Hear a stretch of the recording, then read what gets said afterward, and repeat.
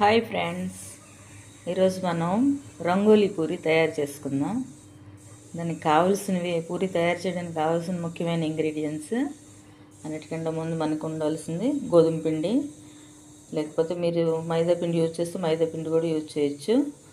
కొంచెం పాలకూర, కొంచెం బీట్రూట్, రెండు కూడా పేస్ట్ చేసుకోవాలి. ముందు పాలకూర వేరేగా పేస్ట్ చేసుకోవాలా, బీట్రూట్ని వేరేగా పేస్ట్ చేసుకోవాలా.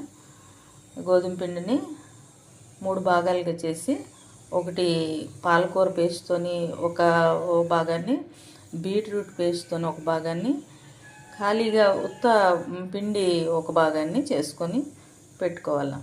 మనం రెడీ దీనికి చేసుకుందాం ఒక్క నిమిషంలోన.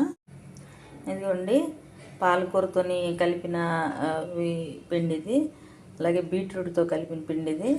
ఇది ఏమి కలపకుండా వదిలేసిన పొట్టు పిండిది. ఇలా 3 ఉండలుగా తయారు చేసుకుంటాం. పిండిని 3 భాగాలు చేసుకొని, ఓ దాంట్లో పాలకూర, ఓ దాంట్లో బీట్రూట్, ఓ దాంట్లో ఏమి వేయకుండా. ఓకేనా? ఇదిగోండి, పిండి 3 కలర్స్ పిండి చూపించాను కదా, అవిలాగా చపాతీలాగా చేసుకోవాలన్నమాట. ఇది తెలుపు రంగు చపాతీ, ఇది గ్రీన్ కలర్ చపాతీ, ఇదేమో బీట్రూట్తో చేసిన ఇది రెడ్ కలర్ చపాతీ అన్నమాట. బీట్రూట్తో చేసింది, ఇది పాలకూర పేస్ట్ కలిపి చేసింది, ఇది ఏమి కలపకుండా సాదా అనమాట, సాదా చపాతీ. ఇప్పుడు దీన్ని ఏం చేయాలో మనం చూద్దాం. ఇప్పుడు మనం ఈ చపాతీలు కలుపుకొని ప్రెస్ చేసి పెట్టుకున్నాం కదా, ఇప్పుడు వీటిని ఒక్కొక్కటిగా లేయర్స్గా వేసుకోవాలన్నమాట. ముందు వైట్ కలర్ది, తర్వాత పాలకూర చేసాం కదా ఆ పూరి దీని మీద వేస్తాం. అలాగే తర్వాత బీట్రూట్తో చేసాం కదా, అది దీని మీద పెడతాం. పెట్టి ఒక రోల్గా దీన్ని రోల్ చేస్తాం అన్నమాట. మొత్తం 3 చపాతీలని కలిపి ఒక రోల్గా చేస్తాం.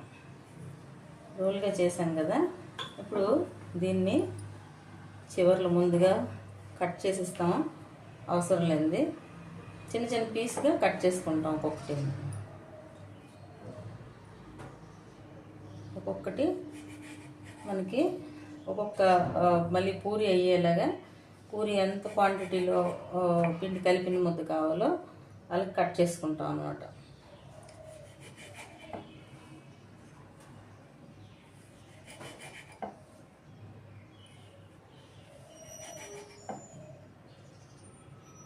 అలాగే చివర్లు తీసేస్తాం. చివర్లు తీసి పెట్టి ఇవి 3 కలిపి ఇవి ఒక్కొక్కటికి ముద్దగా తీసుకుంటాం. ఇప్పుడు తీసుకొని ఇలా ప్రెస్ చేసి దీన్ని చిన్న చిన్న పూరీలుగా ఒత్తుకుంటాం అన్నమాట.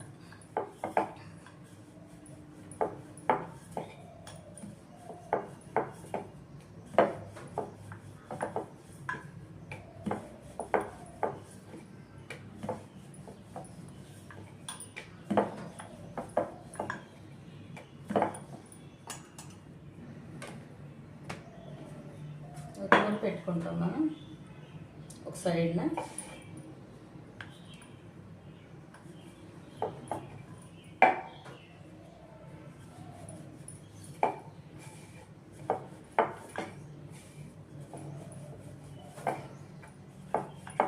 మనకి ఎన్ని కావాలంటే అన్ని పూరీలు ఒత్తుకొని పెట్టుకుంటాం. ముందుగా పెట్టుకున్నాక స్టవ్ పైన కళాయి పెట్టాను, నూనె వేడి అవ్వడానికి. మళ్ళీ చూపిస్తాను. ఇప్పుడు మనం కళాయి వేడెక్కింది, నూనె పెట్టాను, నూనె కూడా వేడెక్కిందో లేదో మనం కొంచెం చిన్న అందులో పీసెస్ చేస్తే పైకి తేలుతుంది, అంటే వేడెక్కిపోయింది. ఇప్పుడు మనం ఒక్కొక్క పూరిని ఇందులో వదులుకుందాం.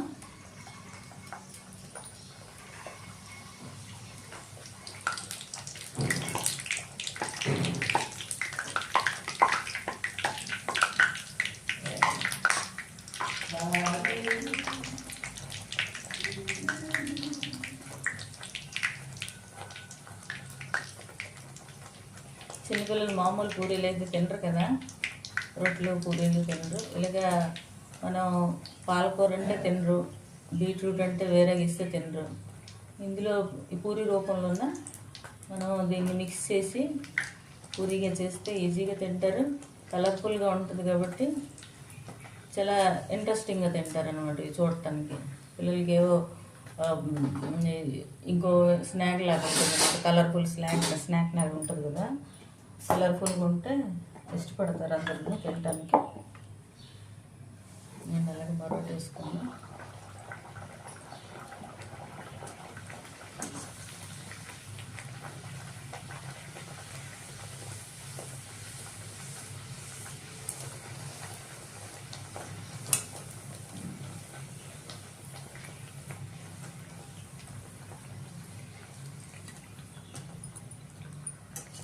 చూస్తే పూరీలు అనుకోరు, చూడటానికి చాలా అందంగా ఉంటాయి. కలర్ఫుల్గా అందంగా డిజైన్ పూరీలా ఉంటాయి, పెయింటింగ్ చేసినట్టుగా. అందుకే పిల్లలు ఇంట్రెస్టింగ్ తింటారు అన్నమాట. చూడండి ఎంత అందంగా వచ్చాయి.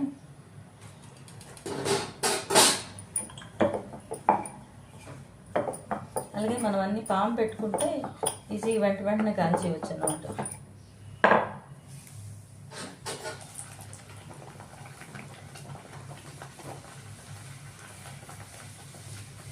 ఒక దగ్గర పెట్టేసుకున్నామంటే వెంటనే నూనె వేడెక్కిపోయిన వెంటనే ఒకటి తర్వాత ఒకటి కాల్చేయచ్చు, వెంటనే అయిపోతుంది. కొంచెం ప్రాసెస్ ఏంటంటే మనం బీట్రూట్ కట్ చేసి క్లీన్ చేసి ముక్కలు తరిగి పెట్టి పేస్ట్ చేసి పెట్టుకోవడం, అలాగే పాలకూర కొంచెం అది క్లీన్ చేసి పేస్ట్ చేసి పెట్టుకోవడం. అలాగే 3 భాగాలు చేసి చూపించాను కదా నిన్నని, ఒకసారి మళ్ళీ రీక్యాప్ చెప్తాను.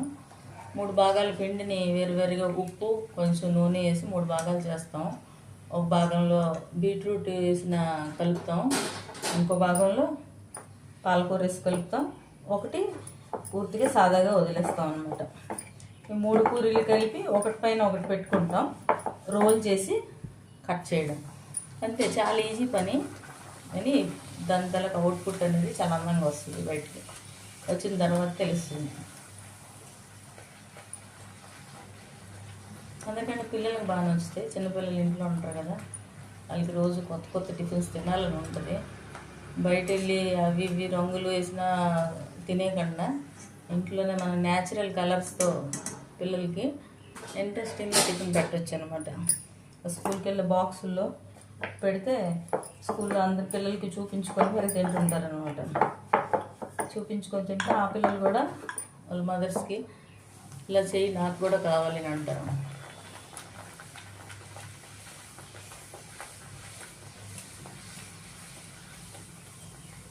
పిల్లలే కదండి, పెద్దలు కూడా ఏదైనా ఇంట్రెస్టింగ్ ఉంటే దాని మీద ఇంట్రెస్ట్ పెరుగుతుంది కదా, అలాంటిది ఇది కూడా.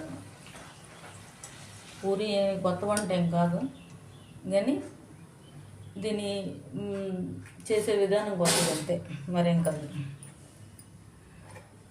పూరి అందరూ తినదేని, పూరీలు అంటే అందరికీ తెలుసు, ఎప్పటి నుంచో ఉన్న వంట, కానీ అది ప్రజెంటేషన్ అనేది కొత్తది అంతే.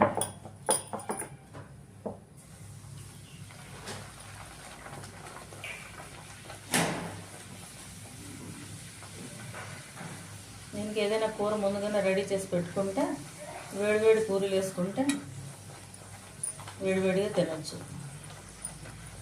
ముందుగంటే కర్రీ రెడీ చేసి పెట్టేసుకోవాలి, పెట్టేసుకున్న తర్వాత పూరీలు వేపుకుంటే బాగుంటాయి అన్నమాట.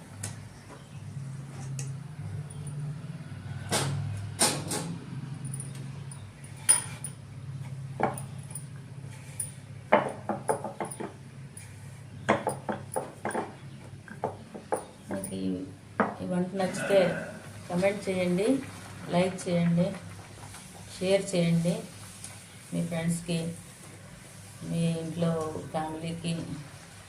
చూడడం వల్ల ఎవరైనా ఉంటే వాళ్ళకి చేసి సబ్స్క్రైబ్ చేసుకోండి ప్లీజ్. సబ్స్క్రైబ్ చేసుకోవడం వల్ల నాకు ఎంకరేజ్మెంట్ వస్తుంది, ఇంకా ఏమైనా మంచివి చెప్పాలి చూపించాలని. కంప్లీట్ అయిపోయండి పూరీలు, దీన్ని ప్రజెంట్ చేసి చూపిస్తాను.